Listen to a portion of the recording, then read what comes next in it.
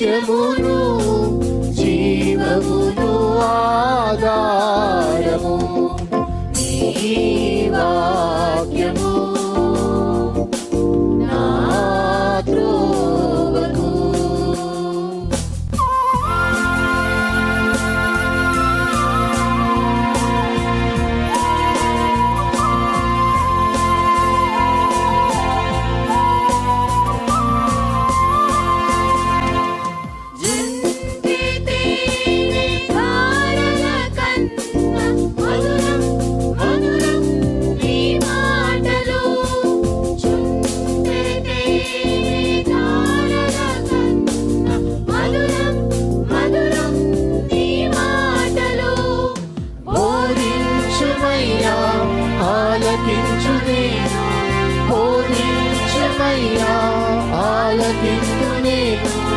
అనుసరింతునయ్యా ఆత్మశక్తితో, అనుసరింతునయ్యా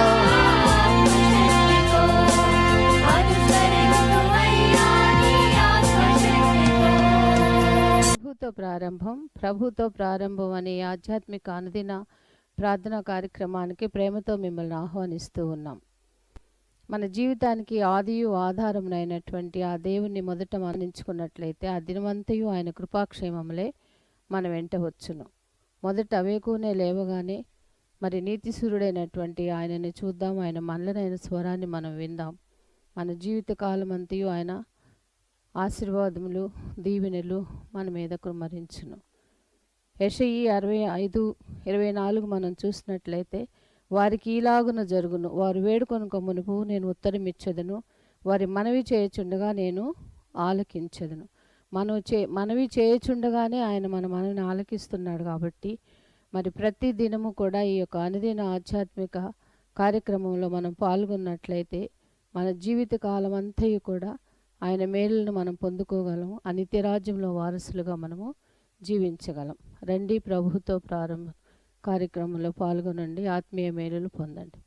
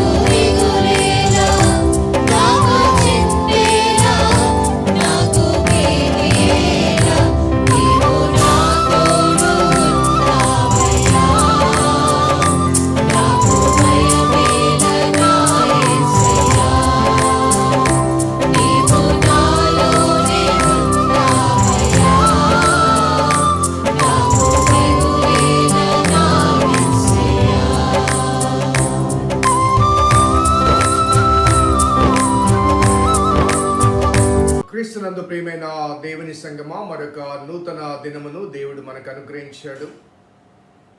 ప్రతి దినము ఉదయాన్నే లేవగానే ఎవరితో మాట్లాడకముందు ప్రభువుతో మాట్లాడుట, ఎవరి మాటలు వినకముందు ప్రభు మాటలు వినుట మనకు ధన్యకరము, క్షేమకరము. ఈ ప్రభుతో ప్రారంభం అనే ఈ ఆధ్యాత్మిక శీర్షిక దేవుడు అనుగ్రహించిన ఒక చక్కని భావయుక్తమైన ఒక ఆధ్యాత్మిక ధ్యానమాలిక.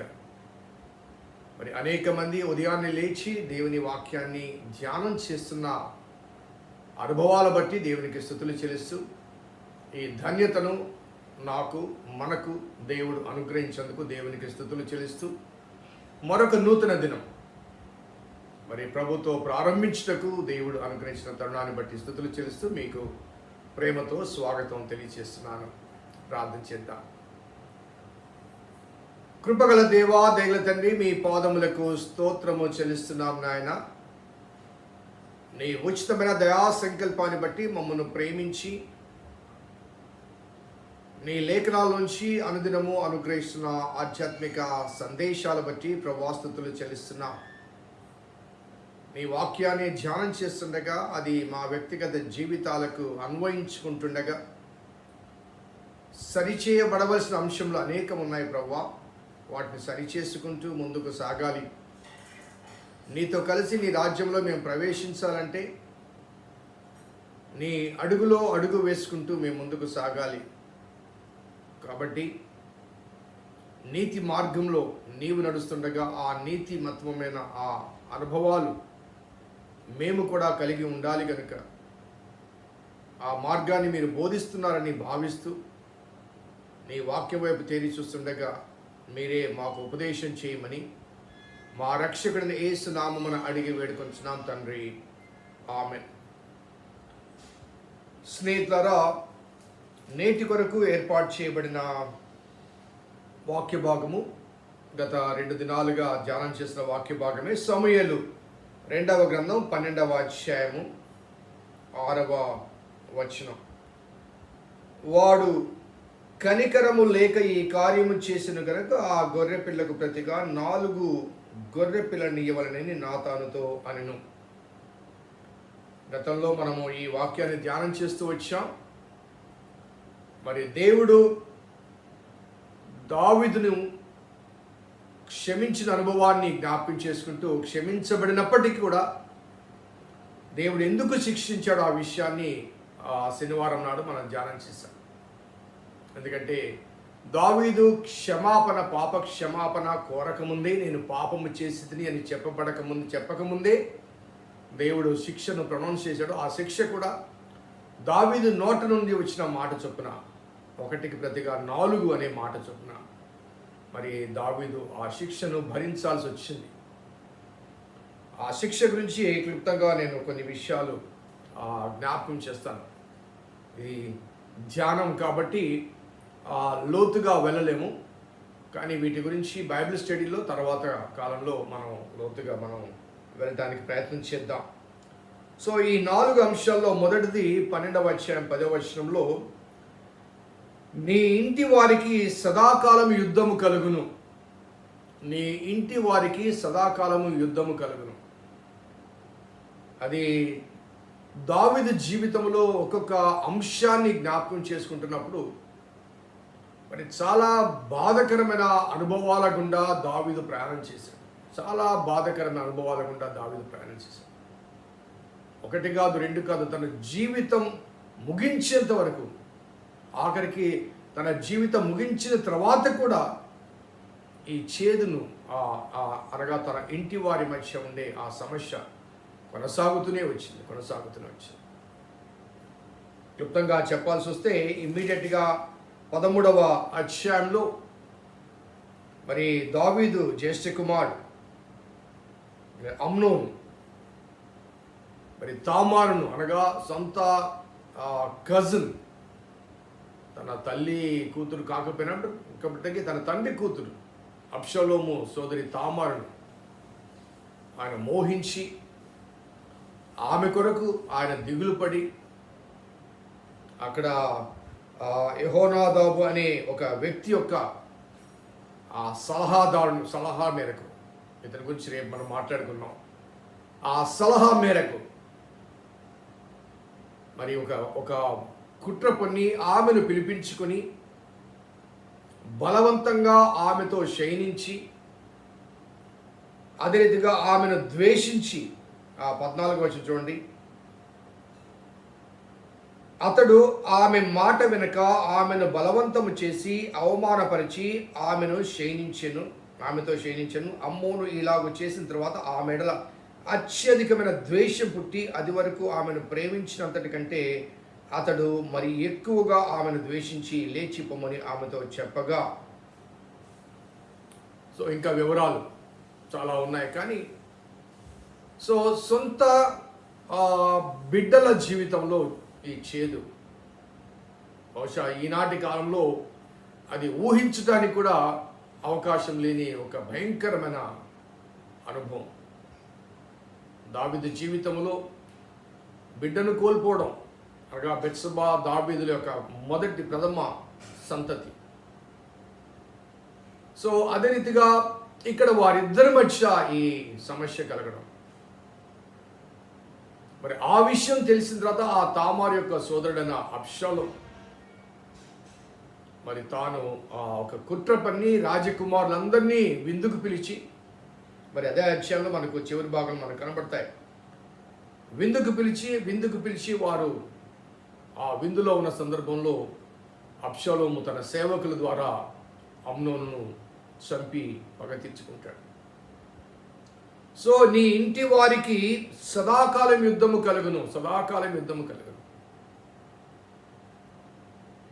ఆ తర్వాత మరి అబ్షాలోము తిరుగుబాటు మనకు తెలుసు, అదే రీతిగా అబ్షాలోము చంపబడ్డం తెలుసు. ఆ తర్వాత రాజుల మొదటి గ్రంథంలో ఒకసారి రాజుల మొదటి గ్రంథం చూద్దాం. మొదటి గ్రంథంలో దావీదు సొలొమోనును రాజుగా నిర్ణయించాడు. ఇంకా అభిషేకించబడక ముందే మొదటి అధ్యాయంలో మరి 5వ వచనంలో, హగ్గీతు కుమారుడైన అదోనియా గర్వించిన వాడే నేనే రాజు నగుదును అనుకుని రథమును గుర్రమును రౌతును తన కొరకు ఏర్పాటు చేసుకున్నాడు.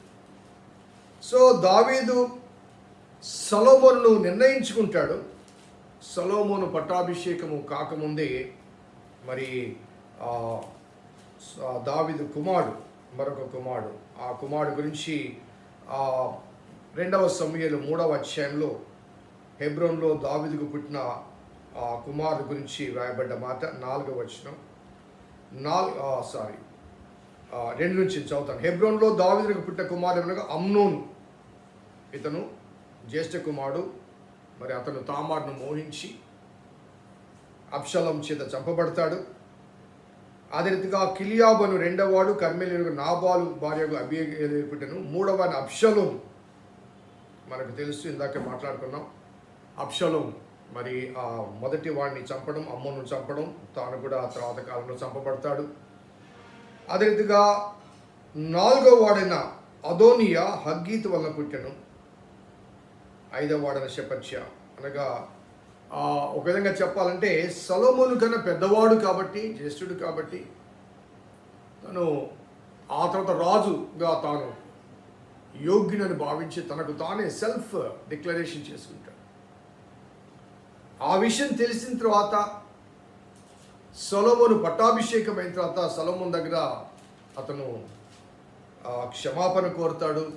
ఆ తర్వాత సొలొమోను దగ్గర తను అడిగిన ఒక విజ్ఞాపన మేరకు ఆ తర్వాత 2వ అధ్యాయంలో మరి 34వ వచనంలో అతడు కూడా చంపబడతాడు. అనగా సొలొమోను చేత, దావీదు మరణాంతం సొలొమోను చేత అతడు కూడా చంపబడతాడు. సో నీ ఇంటి వారికి సదాకాలం యుద్ధము. దావీదు జీవిత కాలమంతా కూడా బిడ్డల మధ్య ఒక సమస్య కొనసాగింది. ఒకసారి ఆలోచించండి, మనకు ఎంతటి ఆస్తులు ఐశ్వర్యాలు ఉన్నప్పటికీ కూడా, పలుకుబడి ఉన్నప్పటికీ కూడా, అదే రీతిగా ఉన్నతమైన స్థాయిలో ఉన్నప్పటికీ కూడా, కుటుంబంలో శాంతి సమాధానం లేకపోతే అది ఒక నరకంతో సమానం. చాలామంది బయట సమయాన్ని గడపడానికి అనగా పురుషులు బయట సమయాన్ని గడపడానికి గల కారణాల్లో ఇంటికి వస్తే మానసిక ప్రశాంతత ఉండదు అన్న భావన చాలామంది వ్యక్తపరుస్తూ ఉంటారు. Why you are spending most of your time outside అంటే చెప్పే చాలామంది. కొంతమంది వ్యసనాలకు బానిసలైన వారు, త్రాగుడు లాంటి వ్యసనాలకు బానిసలైన వారు. ఎందుకు అంటే ఆ కుటుంబ నేపథ్యాన్ని, సమస్యను వారు వ్యక్తపరుస్తుంటారు. సో ఒక వ్యక్తి జీవితంలో బయట ఎన్ని సవాళ్ళైనా ఎదుర్కోగలరు, ఎంతమంది గొలియాతు లాంటి ఎటువంటి వీరులైనా జయించగలరు. కానీ ఇంట్లో సమస్య ఉంటే, కుటుంబంలో సమస్య ఉంటే, ముఖ్యంగా బిడ్డల మధ్య వైరాలు, విభేదాలు, ఒకరినొకరు చంపుకుంటూ పొడుచుకుంటూ, ఈనాటి కాలంలో ఆస్తి తగాదాలు, భయంకరమైన పరిస్థితులు కదండి.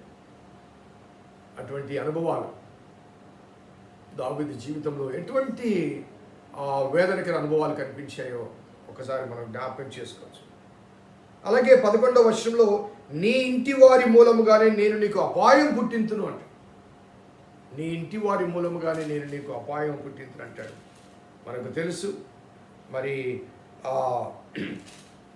అబ్షాలోము దావీదు మీదకి తిరుగుబాటు చేయడం, అదే రీతిగా దావీదును చంపాలని ప్రయత్నం చేయడం, మరి అదే రీతిగా 2 శామ్యూయల్ 15th చాప్టర్లో ఒక కుట్ర పన్ని తాను న్యాయాధిపతిని, రాజు దగ్గర న్యాయం తెచ్చేవారు ఎవరు లేరంటూ రాజప్రతినిధిగా తానే రాజుగా చెప్పించబట్టానికి చేసిన ప్రయత్నాలు నడుమ మరి 15వ అధ్యాయము 6వ వచనంలో తీర్పునందుటకే రాజునొద్దకు వచ్చిన ఇశ్రాయేల్ అందరికీ అబ్షాలోము ఈ ప్రకారం చేసి ఇశ్రాయేల్ అందరినీ కూడా తన తట్టు తిప్పుకొనెను.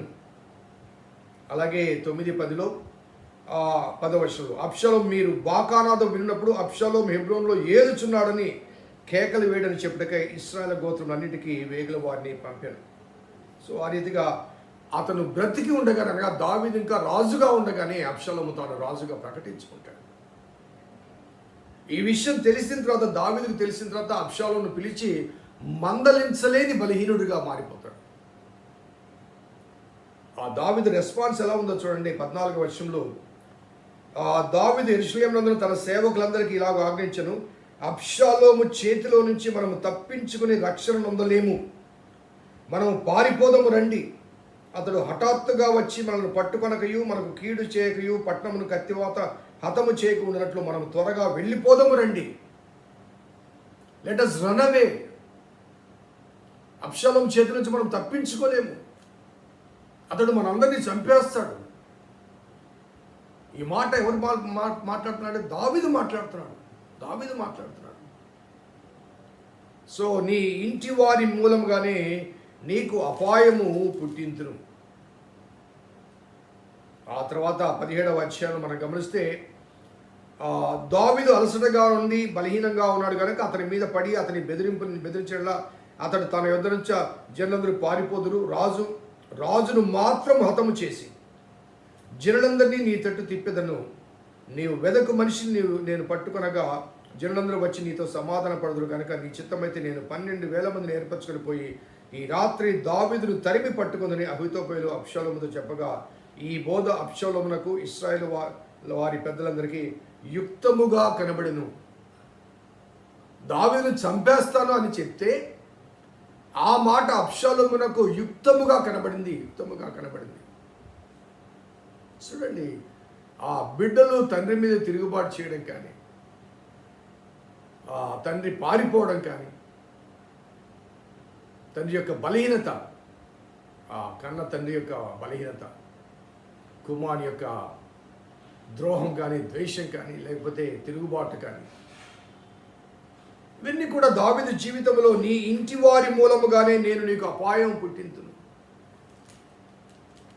ఆ తర్వాత జరిగిన పరిణామాల నేపథ్యంలో అబ్షాలోము చంపబడతాడు. ఆ విషయం తెలిసి అబ్షాలోమా నీకు బదులుగా నేను చనిపోయిన ఎంత మేలు అంటూ 18వ అధ్యాయంలో దావీదు విలపిస్తాడు, అబ్షాలోము గురించి విలపిస్తాడు.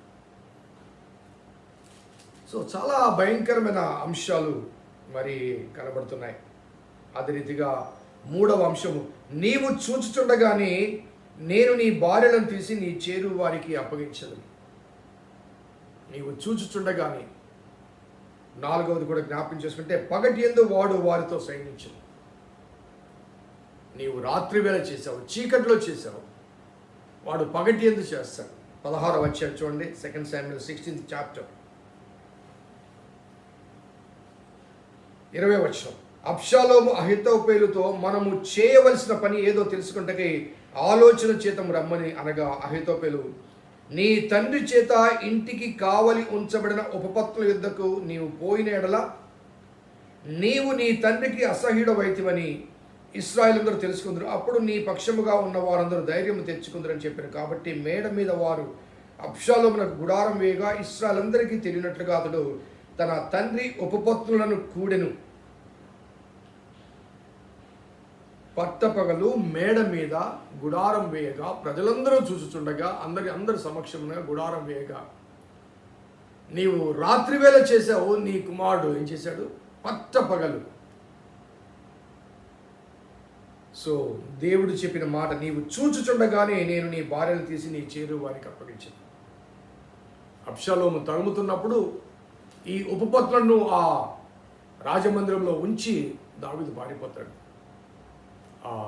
వారు ఆ మందిరానికి కాపలాగా ఉన్న ఆ ఉపపత్నులతో అబ్షాలోము చేయకూడని క్రియ చేస్తాడు పగలు. సో పగటి యందు వాడు ఆమెతో చేయించి. సో బిడ్డల మధ్య ఈ కలహాలు కానీ, అలాగే దావీదు ఏ రీతిగా మోహించాడు అటువంటి మోహపు క్రియ అమ్నోను తామారు విషయంలో కానీ, అలాగే అబ్షాలోము తన సొంత ఉపపత్నులను కూడడం కానీ, ఇవన్నీ దావీదు జీవితంలో భరించలేని అనుభవాలు.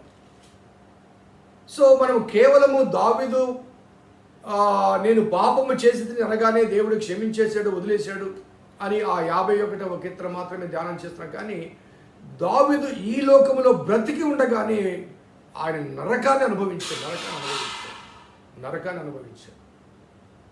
హి వాజ్ నాట్ స్పేర్డ్. అతని లైఫ్ మాత్రం తీయలేదు.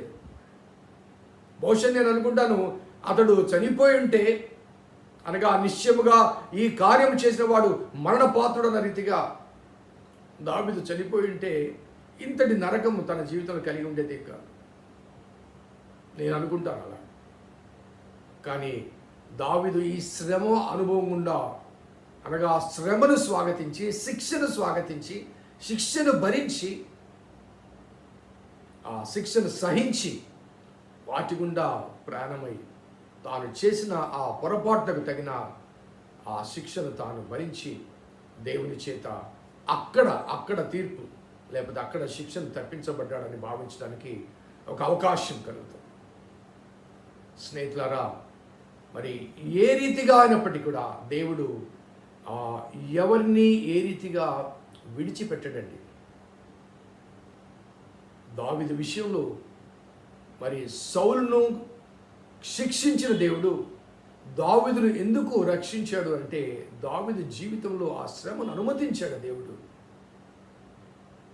శ్రమ అనుభవం గుండా వెళ్ళాడు.